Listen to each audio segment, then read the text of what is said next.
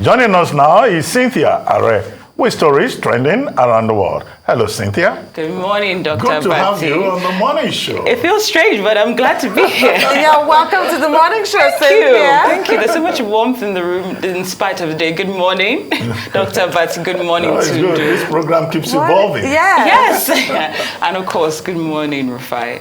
Good morning, our viewers. Okay, he's still giving me the knuckle. Let's do that. Well, without surprise, the term that will continue to be used today regarding Queen Elizabeth II's passing is that it is indeed the end of an era. The monarch who ruled Britain for 70 years and 214 days and passed just last night has caused the world to stand still, and some changes will be taking place, both on a temporary and a permanent note. The Prime Minister of Australia, Anthony Albanese, and New South Wales Premier have announced that the sails of the Sydney Opera House will be lit up tonight and tomorrow to honor the Queen. The pair deemed this a fitting tribute. The lighting of the Sydney Opera House sails will take place over 2 days from Friday, September the 9th, that's at 7:30 p.m. to midnight, and on Saturday, September the 10th, from 6:30 to midnight. Now, in terms of permanent changes, everything seems to be up in the air regarding what will become of public holidays, but it's too early to say if the national holiday of mourning will be a public holiday, and likewise, we don't know what will happen with the Queen's birthday holiday, as that seems to be up to individual states. I think this is a kind gesture. I'm not sure what your thoughts are, Tundu. I'm looking around at you. I agree that it is kind, and I agree that it is fitting. She deserves it. You know my thoughts. I've repeated it all day. All day. I really, even previously, I really have such admiration for this woman, truly, because she just had an exemplary life of public service, was really selfless. It's not what she enjoyed.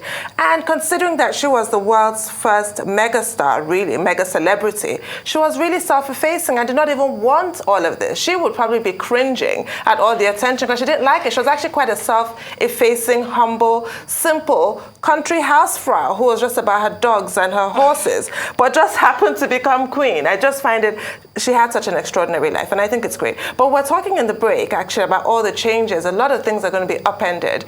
Well, I'm a lawyer, so, you know, there's no more Queen's Council. It's going to be King's Council. It's going to take getting used to. Postage stamps are going to be different. Obviously, the currency is going to be different. We're going to get Charles, his mug on the British pounds, which is, it's just very interesting times. It's the end of an era. Indeed. But even though, you know, the tributes have been pouring in concerning the Queen's demise, the condemnations have also surfaced. Many indigenous people and people of color around the world have taken to Twitter to express their thoughts about the Queen as the figurehead of colonial power in their homelands. Now, Professor Sandy O'Sullivan, she's from Wiradjuri, and she's a woman. She tweeted from the Indigenous X account, and she said, and I quote, or she tweeted, and I quote, "For those saying we should be magnanimous about the passing of the Queen, a reminder that the Queen inserted herself into the lives of Indigenous people here multiple times. She wasn't a bystander to the effects of colonization and colonialism. She was an architect of it. Too many people fail to understand how inaction and the gathering of wealth is fundamental in colonial incursion. For everyone saying she was a kindly grandmother, they fail to see that she had a job for decades that oversaw actions that made Indigenous people's lives worse." Dr. Bati, I think this is the one for you. Yes, well, I referred to Professor Sandy O'Sullivan earlier on, saying that in terms of reactions from the former colonies and places where she was head of state, that the reactions were relatively mixed. You know, so you have Sandy O'Sullivan there saying that she cannot distance herself from the heritage of colonialism. Well, she was born 1926. At a time, as I said, when the British Empire was really big. By the time she became monarch in 1952, many of the colonies, the empire was in transition. In 1957, Ghana, former Gold Coast, had its independence. In 1960, Nigeria had independence. So that she presided over a period, you know, when the empire moved into a modern era and became just Great Britain. However, many of the persons in these colonies have never forgotten the Aborigines, as they are called, or the indigenous people of Australia. Professor O'Sullivan is probably speaking their mind.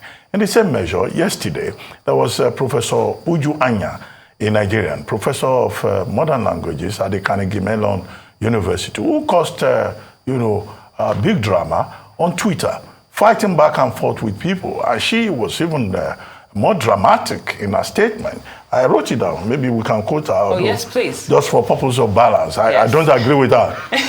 She says, I heard the chief monarch of a thieving, raping, genocidal empire is finally dying. May her pain be excruciating. May she die in agony. I mean, who says that? About another human being? But she probably was speaking out of anger. She was saying, Great Britain was responsible for genocide against her people. Many of our people died, that her parents just managed to survive, and that nobody should tell her to be nice. Even Jeff Bezos of Amazon had to intervene to say, this is a woman who is supposed to help move the world forward. What kind of a reaction is this?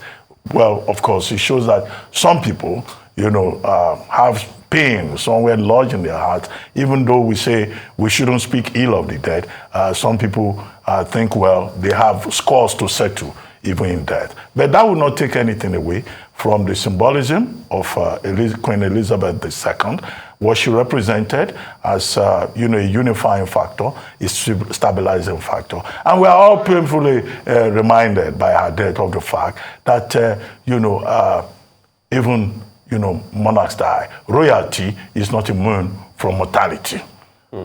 Very well said. That, I think, is the online lesson, because everyone will die at some point. Eventually. I don't think anyone wants to hear that being said about them. But Rufai, any quick thoughts before we call it a day? I mean, when you look at it critically, yes, sensitivity of the matter, not probably a great time to say that, because we have shared common humanity. Don't speak ill of the dead. There's hurt in the royal family. And no matter who the person was, they're still grieving because people that love them and what they represented. But I'd like to, really interrogate some things. From the 1600s, the monarchy was not absolute any longer. Most of the decisions were made by the parliament and government, and it has to be said. And when you look at it largely, and that's why, we keep talking about the contestation of what she wanted against what Thatcher wanted in South Africa. That's another part of it. But it will not absolve the fact that the British Empire did do a lot of harm, all right? Yeah. A lot of harm across Africa. I have scores too to settle. My people were bombed in Magbon in the Anglo-Ijebu Wars of the 1892.